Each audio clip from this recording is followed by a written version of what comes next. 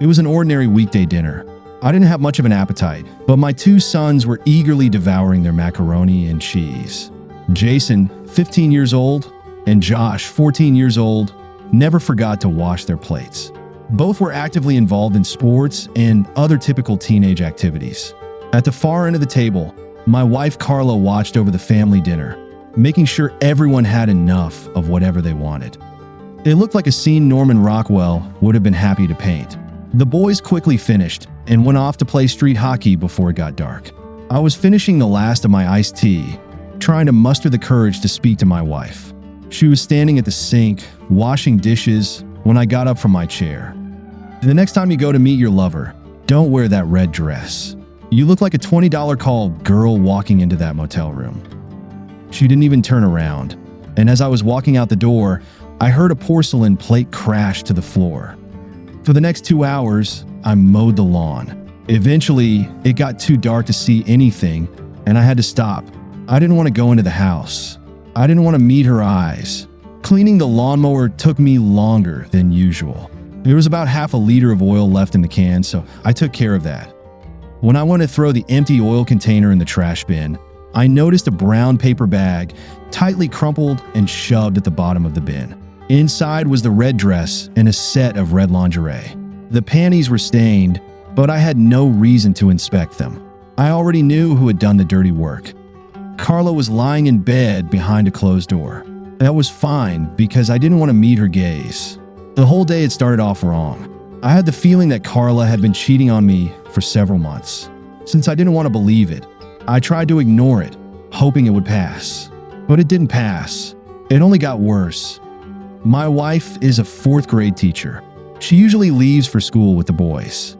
This morning, she had a doctor's appointment and wanted to get her eyes checked, so she took a sick day. I leave around the same time. I'm a painter. For the last few weeks, I've been working in an apartment complex in Harrisburg, about an hour's drive from home. When Carla announced she was taking a sick day, I decided to discreetly do the same. I've been painting houses for nearly 20 years. I enjoy the work and I'm good at it. I was doing it when we got married, and it helped Carla finish college. I always thought my wife approved of my choice of work, but in the past few years, I've noticed her making comments that suggest otherwise. When she introduced me to her friends, she never mentioned what I did for a living. In fact, she seemed to go out of her way to avoid it. If someone insisted on knowing, it would come out, but I could tell she wasn't thrilled about it. It was fine when I was paying for her college education and renting a house for us to raise the boys, but now I felt like a burden to her. I hated attending social events. Carla was a good teacher. She earned more than I did and had better benefits. The health benefits provided by her union covered the entire family's expenses. She also had a decent pension. All I had was Social Security. She kept herself in good shape. Despite being only 150 centimeters tall, she made an impression. I think it was all about her platinum hair, which she kept cut very short. I lingered outside, waiting for her to leave. When she finally did, she was wearing a cute little red dress. She looked good in that dress, and I always told her so. However, it was an odd choice for a doctor's appointment. The doctor didn't have an office in a motel. Carla parked the car and headed straight to room 117, knocked twice, and went inside. That was all I needed to see to confirm my suspicions. The young desk clerk was more than happy to give me the registration card in exchange for a $100 bill. I recognized the name, but couldn't recall the face. Jefferson Gibbons had attended several events that Carla had dragged me to. He was somehow connected to the school board or the school district. I couldn't remember which one exactly. Jefferson drove a BMW and left it unlocked. It took me just a minute to grab his documents from the glove compartment. The car was registered to Jefferson and Darlene Gibbons. They lived at 321 David Drive in Lancaster. That caught my attention. I remembered that he was a member of the Lancaster School District Board. It also turned out he was married. That was the highlight of my day. I wandered around town for a few hours before heading home. Carla was there when I arrived, as cheerful as ever. She was no longer wearing the red dress. I didn't stay home that night. I slept in my truck behind the warehouse of the company I subcontracted for. I was still sweaty from the late lawn mowing, but I didn't care. I really wanted some coffee, and eggs and toast would go perfectly with it. I was trying to kill time before heading home. I wanted to make sure Carla was gone. There was nothing in the house that I was attached to. I gathered all my clothes and stuffed them into garbage bags. I pulled out a few documents that I thought I should have, my birth certificate, passport, and the like. I quickly made a phone call. Darlene Gibbons? Yes. This is Bob Terrell. We've met at a few school events over the last few years. I can't say I remember. What do you want? I just wanted to let you know that your husband, Jefferson, spent the afternoon yesterday at a hotel and reading with my wife, Carla. There was silence on the other end of the line. I waited for a response, but none came. That's all I wanted to say, Mrs. Gibbons. I'm sorry to bother you with this, but I couldn't just leave it alone. Goodbye. 10 minutes later, I was on my way to Colorado to visit my Uncle Jack. I didn't want to leave the boys, but they were pretty cheerful, and Carla could provide for them better than I could. She earned more than I did and was a better parent, except when it came to marital fidelity. I didn't leave a note or anything like that. I'm sure she would understand what was going on when she saw that my clothes were gone. The boys finished school at 3 p.m., so I called Jason about 10 minutes after that. He had a cell phone that allowed incoming calls but could only dial a few preset numbers. We thought it worked well. Jason, hi, it's Dad. Are you on your way home? Yeah, how are you? I just wanted to let you know, I moved out of the house today. I'm heading to Colorado to stay with Uncle Jack for a while. I felt I needed to tell you and Josh what's going on. What the heck are you talking about? Why did you move out? Jason, the simplest and most considerate way for me to answer that is to suggest you ask your mother. From my perspective, it would just sound like an excuse. Your mother decided she wanted to change. I think she was looking for someone with a better job or status. I'm not sure. Either way, it turned out that I'm no longer good enough for her. I'm going away for a while so she can figure out what she wants to do. I'll call you as often as I can. If I remember correctly, Uncle Jack's place doesn't get cell phone reception. Come on, Dad. Couldn't you work this out here? Isn't there some kind of counseling or something? It's not for me, son. Listen, your mom has a good job, and she won't have any trouble taking care of you guys. I'll try to call you sometime over the weekend. Oh, and don't tell your mom where I am or that I called you. Take care of Josh and try to stay calm. Goodbye. Goodbye. I had just crossed into the great state of Illinois. Uncle Jack lived north of Raton Pass. It was more like New Mexico than Colorado. I don't know how he made his living or where he got his money, but he didn't seem to have any problems. He was married many years ago, but caught his wife cheating and kicked her out. When I explained my situation to him, he was understanding. He invited me to stay as long as I wanted. He was glad to have my company. Jack had a lot of land, but it didn't seem suitable for much. It was too rugged for farming and too sparse for ranching. Besides the main house, there were several barns and cattle pens. He had many horses, which I later found out were all for riding. People would come up on weekends to go horseback riding, usually only in the summer. The rest of the year wasn't very pleasant. On Sunday afternoon, we went to Trinidad to have dinner and pick up some essentials I'd forgotten to bring with me. I managed to get a signal on my phone and called Jason. Son, I just wanted to let you know that I arrived safely. How are you doing? Not great, Dad. I explained everything to Josh, and he's really angry at Mom. He's not talking to her. Mom doesn't want to tell us what happened. She claims she doesn't know why you left. I tried a couple of times to get her to say something, but she just clams up. Josh and I are doing our best to leave her alone as much as possible. It sounds like you're handling this pretty well. I'm sorry for the mess. Just do the best you can. I can't get a signal at the ranch, but Jack has a landline. I'll try to call from there. Is there anything I could do to help you guys? We'll be fine, Dad. Uncle Jack's house had an interesting feature. Every building desperately needed painting. I don't know how long he had lived there, but I'd bet there wasn't a single paintbrush on the entire ranch. At least I felt like I could earn my keep by doing something useful. There was a co-op nearby, and I bought all the 25-liter cans of red oxide paint they had. Of course, it all went on Jack's account. There were still a few months of good weather left, and I hoped to finish most of the outbuildings. The main house would have to wait until spring. For the next 2 weekends, I couldn't get through to Jason on his cell phone. I started to worry. Another 2 weeks passed with no news from the boys. It had been more than a month. I thought I had given Jason Jack's landline number, but now I wasn't sure. It had been over a month with no contact when they finally called me on the home phone. "Dad, it's Jason. Josh and I are in Santa Fe, and we need a ride. Can you come pick us up?" "What the heck are you doing in Santa Fe? How did you get there?" "I can't talk right now. I borrowed a guy's cell phone and promised not to take long. We're at the Sky Blue Terminal.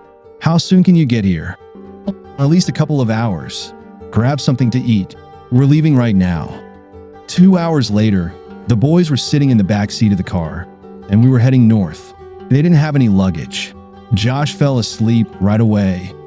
I tried calling several times. "Jason, what happened to your phone?" "Mom found out you were calling. She got mad, took my phone, and smashed it with a rolling pin. I was going to call the home number you gave me, but I decided to wait. I don't know why. Maybe I was hoping things would get better. Since you're here, I assume they didn't." About a month ago, Mom started going out at night. She wouldn't come home until after midnight, and she was always drunk. Sometimes she didn't even get up and go to work. She didn't even bother to call in or anything like that. Was she alone? At first, yes. Then one evening about a week later, she brought a guy home. They were both pretty wasted. They went straight to Mom's room and started making a lot of noise. You know what I mean, right? I get what you mean. What else happened? About an hour later, Josh and I went outside and let the air out of his car tires. We crossed the street to Mr. Simpson's house, and he let us sleep in his guest room. Mr. Simpson and we watched the guy when he came out the next morning. He was furious. It took the mechanic more than an hour to get there and fix all the tires. Mom stood on the porch in her robe for a while. We went straight to school. When we got home that day, Mom didn't say anything about it to us. Did that happen often? Only one more time. The next night, she brought home another guy, and we did the same thing, except this time we cut the valve stems. He had to get the car towed. He was really angry. Mr. Simpson got a huge kick out of it. After that, she never brought any other guys home. Well, it seems like you guys handled it pretty well. She kept going out, lost in her thoughts, and usually didn't come back until the next morning. Sometimes she drove home, and sometimes guys just dropped her off. I don't know where she left her car. Oh yeah, one really strange thing I almost forgot. She bought 5 or 6 red dresses, and every time she went out, she wore one of them. At least Josh and I could sleep and eat at home. We got a lot of calls from the school and the school district asking where she was. Most of the time, she was asleep. A couple of days ago, she was sort of fired. There were some union rules that prevented them from doing it officially, but they didn't let her come to work anymore. I'm not really sure how it all went down. I'm sorry about all of this. If I had known this would happen, I would never have left you there. So, how did you end up here? Last night, around midnight, some guy dropped her off at home and kicked her out of his car. She got up, stumbled to the porch, and collapsed. We didn't know if she was dead or not. Her dress was torn, and she looked awful. That's when I decided it was time for us to leave. I told Josh to call 911 and took a card from her wallet. I went to the computer and booked tickets for a flight from Philadelphia to Santa Fe and left the tickets at the counter. I wasn't sure if they would give tickets to a couple of kids. I almost bought tickets to Denver, but changed my mind at the last minute. It looks like it all worked out. We had to think on our feet a little. What do you mean? The ambulance arrived, and one of the guys called the police as soon as he saw Mom. They asked if anyone else was home. The police showed up just as they were loading Mom into the ambulance. It turned out she had a mix of alcohol and cocaine in her system. I didn't know Mom was using cocaine. I didn't know either, son. They asked a lot of questions, especially about the car that dropped her off, but we didn't know much. A little while later, a female officer came over to us. She was from Family Services and asked where you were. I told her you were in Colorado and that you had sent us the tickets. With the saddest expression, I told her we had no way to get to the airport and needed an adult to get us through security. She made a few phone calls and eventually took us to the ticket counter. I think it was an easy way out for her, and everything worked out great for us. After the boys settled in, Jack and I stayed up until midnight discussing the situation. I had assumed Carla would start the divorce process after I left, but it seemed I was wrong. Of course, I never imagined she would turn into a complete mess. I think she had a lot of unfulfilled desires and was happy to have the chance to express them. I'm not really good at understanding why people do what they do.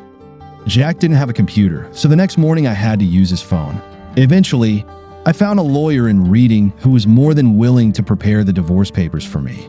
When I mentioned Carla's name, he made it clear that he was aware of her situation. I think these guys are usually in the loop about what's happening at the police station. He said that her actions over the past few weeks would be easy to document, which would simplify the divorce process. I had to send the lawyer a money order for $2,000. That threw me off a bit, but Uncle Jack promised to support me financially if needed. The lawyer suggested that he would try to get child support from Carla since she earned more than I did. Of course, since she had lost her job, that would complicate things. I had to contact the boys' school, and they were very understanding about the situation. I think everyone in the school system was aware of the escapades of my loving wife. They agreed without any issues to send all the school records and even copies of the birth certificates. I told the boys they could take it easy until the documents arrived. The next few months went smoothly. Carla signed the divorce papers, but without child support. She lost her teaching credentials and had to find another job. I don't know what she ended up doing, but I'm sure it wasn't as prestigious as her teaching position. All I had to do was wait another 3 months. Jason and Josh were both doing well at their new school. Every morning, they eagerly went to the bus stop. Jack and I refused to drive them. We told them it was a character-building exercise. A little sunshine must touch every life. I think I've embellished that saying a bit. What I mean is that sooner or later, something good will happen to all of us. For me, that happened in the last week of May. Jack assigned me to deliver 2 horses to a guy in Cloudcroft, about a 5-hour drive from here. I set out very early, hoping to return the same day. That part of my plan didn't work out too well. I had no trouble with the delivery. I never liked towing an empty trailer, but it was necessary. I was about 10 minutes away from Alamogordo when I encountered a roadblock. A truck full of illegal immigrants had overturned, and all the law enforcement and border patrol officers were combing the area.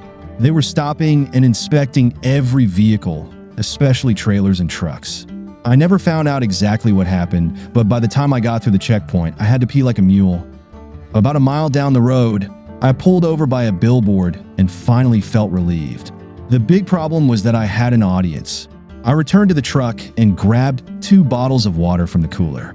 The older of the 2 girls snatched them and handed one to the little girl, who was about 4 years old. The older one looked to be in her late 20s. They were dirty, tired, thirsty, and hungry. I could see they were scared, so I didn't say anything. The older girl had long dark hair, thick eyebrows, dark eyes, and a golden complexion. The younger one was an exact miniature version. I turned toward the truck and motioned for them to follow me. I knew it was illegal, but I didn't care. They hesitated a bit, but cautiously made their way to the passenger door. The older one never took her eyes off me. We drove for about an hour before I needed gas. Before filling up the tank, I pointed to the restroom on the side of the station. They managed to go into the ladies' room and come out before I finished refueling. When I paid the bill, I grabbed a couple of pre-made sandwiches and 2 bottles of Coca-Cola. I was right. They were as hungry as they were thirsty. In Las Vegas, New Mexico, there was a large supermarket. I decided to stop there before heading onto the highway toward the pass. My 2 guests stuck close as I approached the greeter. Within a few minutes, I had a shopping assistant, an elderly lady who spoke Mexican. I suppose it would be more accurate to say she spoke Spanish, but as far as I understand, there's a difference. I quickly explained what I needed, and we headed straight to the children's section. In 15 minutes, we had a great collection of underwear, pants, shirts, and socks for the little one. The older girl, or rather woman, took a bit more time. I kept my distance from the younger one while they picked out panties, bras, and everyday clothes for her. Then we went to the shoe department and bought comfortable sneakers for both of them. Our last stop was the health and beauty section, where we picked up toothbrushes, combs, and some feminine products. She seemed embarrassed by the last purchase, but she took them anyway. I thanked the store assistant who helped with the shopping. She smiled and hugged me. I don't think that's standard procedure. The bill was still under $200, so I was happy. I decided to stay overnight. It had been a long day, and I thought the ladies could use a warm shower and a soft bed. I rented a room with 2 beds. We laid out all their new clothes on the bed, and before leaving, I pointed them to the shower. I called Jack, and he advised me not to rush back. I didn't mention my passengers. He would find out in the morning. I wasn't sure if he needed a cook and a housekeeper, but he was planning to hire them anyway. I couldn't help but smile to myself. About an hour later, I decided it was time to head back. I ordered a full dinner for 3.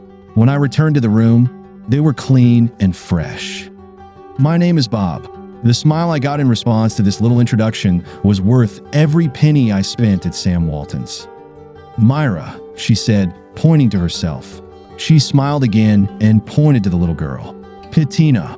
Then she pointed to me and said, "Bob." God, it felt like a comedic version of an old Tarzan movie. I couldn't help but laugh. And within seconds, the 3 of us were digging into the meal. The chicken and sides disappeared in no time. By then, I was as hungry as they were. Naturally, we didn't have much to talk about. After we finished eating, I pointed to one of the beds and lay down on the other. I wanted to take a shower, but decided against it.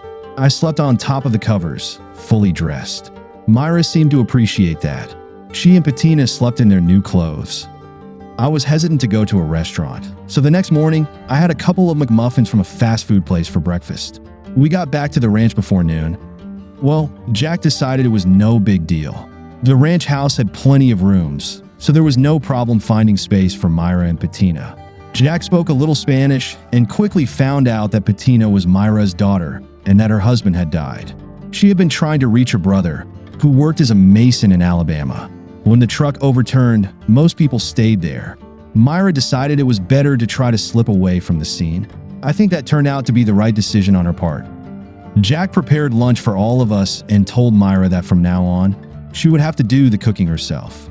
She seemed to like that, and so did I. Jack wasn't a very good cook. When the boys came home from school, they seemed happy to see Myra. They were very pleased with the dinner she made for us. I didn't know what the dish was, but it was delicious. She gave Jack a grocery list in Spanish for what she needed in the kitchen. That wouldn't be a problem in Trinidad. It looked like I would have to learn some Spanish while teaching her English. I could teach her words, but her grammar might end up as bad as mine. Myra quickly settled into the routine.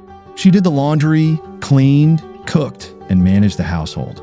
Jack was happy that he didn't have to do those things anymore. Plus, she was picking up English quickly.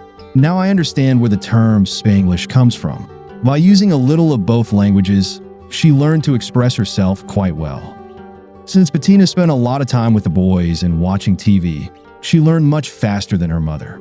Sometimes she had to explain things to Myra, which her mother found quite helpful. Patina was supposed to start school next year, so we were glad to see she was doing well. My divorce from Carla was finally finalized.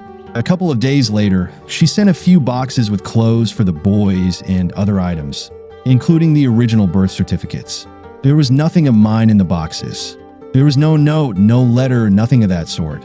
I was curious about what she was doing, but not enough to ask any questions. Myra asked Jack why I was so happy. He explained it to her in Spanish, and she left the room with a big smile on her face. I think that was a good sign. Since Myra had her brother's address and cell phone number, she was able to call him. He regretted not being able to see her, but was glad she was okay.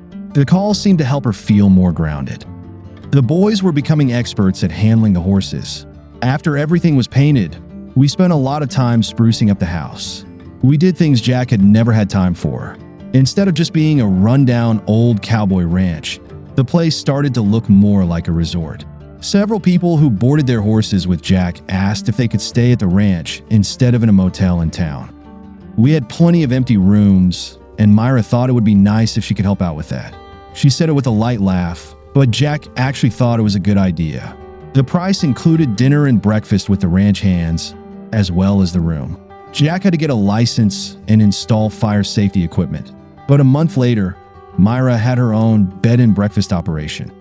A few weeks after that, a small article about the ranch appeared in the Santa Fe newspaper, and before you knew it, Lazy Jack's became a popular spot for tourists. Jack had to buy more horses so the tourists would have something to ride. He also had to buy a computer, which the boys set up in no time. Thank goodness for direct TV and satellite internet service. Business slowed down a bit over the winter. Jack added 4 more rooms to the house. Myra bought a new Viking stove, and Jason got his driver's permit. I spent a lot of time painting, sanding, staining, and just working. I was glad that Jack and the boys handled most of the work with the horses. In the evenings, the boys worked on the ranch's website. Josh had already booked a table for next spring and was also teaching Patina how to read. We had to open accounts with all the major credit card companies. We were so busy during the slow season that we started to worry about the upcoming year. Whenever she could, Myra would sit with me. We didn't talk much, but it was always nice to have her nearby. She made sure I always had coffee or whatever else I was drinking at the time. We got better at communicating, but I was a slow learner and a bit awkward in conversation. Jason tried a few times to nudge me toward being more friendly with Myra, but I didn't quite manage it. It was just before Christmas when she made the decision for me. Bob, I think it's time for Patina to have her own bed in her own room. Do you agree? I think so. Yes. That's a good idea. We should have done it sooner. Good. I'm glad you see it that way. Today, I'm going to move my things into your room, but I need a dresser. Could you move the second dresser from Patina's room into your room? It's too heavy for me to move. Of course. I can move it for you. Myra, I don't want to offend you, but there's only one bed in my room. That's fine. Don't worry. I don't take up much space. I was surprised by how well she spoke English. I thought that perhaps some part of this conversation had been planned in advance. I suspected either my friendly host or my scheming sons. In any case, she made her point, and I was flattered. I was very careful not to do anything that might offend her. I certainly didn't want her to think I would take advantage of her or her situation. I think she understood that herself. I would love to impress you with stories of how wonderfully I courted Myra and convinced her to be mine, but I can't. I think I fell in love with her from the moment I saw her, but I couldn't bring myself to admit it, to her or to myself. It was a relief to find out that she felt the same way and had the courage to do what I couldn't. We got married on Christmas. It was just family and a few local friends. The following year was fantastic for Lazy Jacks. We had so many bookings that we had to turn some away. Myra hired a young girl to help in the kitchen, and Jason took an interest in her. I think that's a good sign. Sadly, Jack passed away at the end of the summer. He left everything to Myra and me, not just the ranch, but also mineral rights worth over $1 million. The boys were doing great, and Patina was growing like a weed. Life was wonderful. When Carla left the Palmer Confectionery factory, it was cold and damp. She had worked the midnight to 8 a.m. shift, attaching eyes to chocolate Easter bunnies. In one hand, she carried a large bag, and in the other, an envelope with her paycheck as she walked into the local diner for breakfast. For the 100th time, she pulled a worn copy of People magazine from her bag, and it automatically opened to page 48. She stirred cream in her coffee while gazing at a photo of her younger son, Josh, helping Julia Roberts onto a Palomino horse. On the next page, the owner of Lazy Jack Ranch, Bob Terrell, and his wife, Myra, stood on the porch of their beautiful ranch home with Cameron Diaz. Before finishing her meal, she would read the entire article as she did every week. After putting the magazine aside, she checked to see if she had enough money. The thrift stores were set to open in 20 minutes. Maybe this week would be a lucky one. Although Carla already had 16 red dresses, she always felt the need for one more. There can never be too many red dresses.